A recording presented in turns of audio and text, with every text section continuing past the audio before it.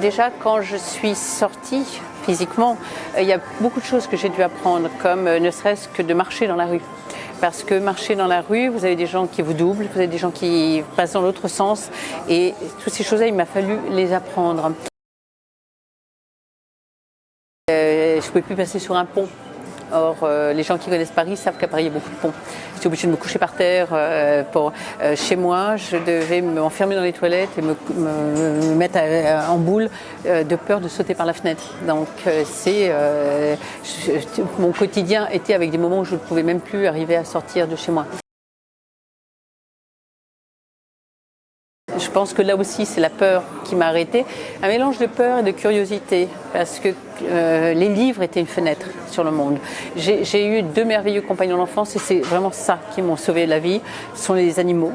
Ce sont les animaux qui m'ont appris ce qu'était la tendresse, l'échange du regard, parce que chez mes parents, il n'y avait pas le regard, c'était soit un regard de soumission, soit un regard d'emprise.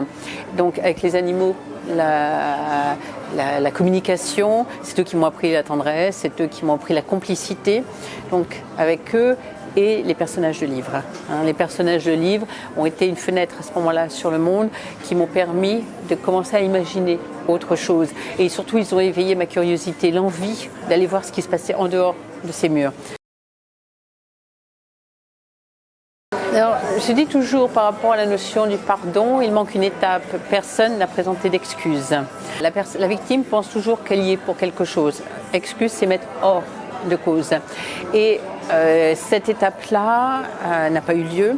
Et je pense qu'on ne doit pas délivrer des pardons comme des petits pains, comme ça, parce que pardonner, ça fait comme si ça n'avait pas eu lieu.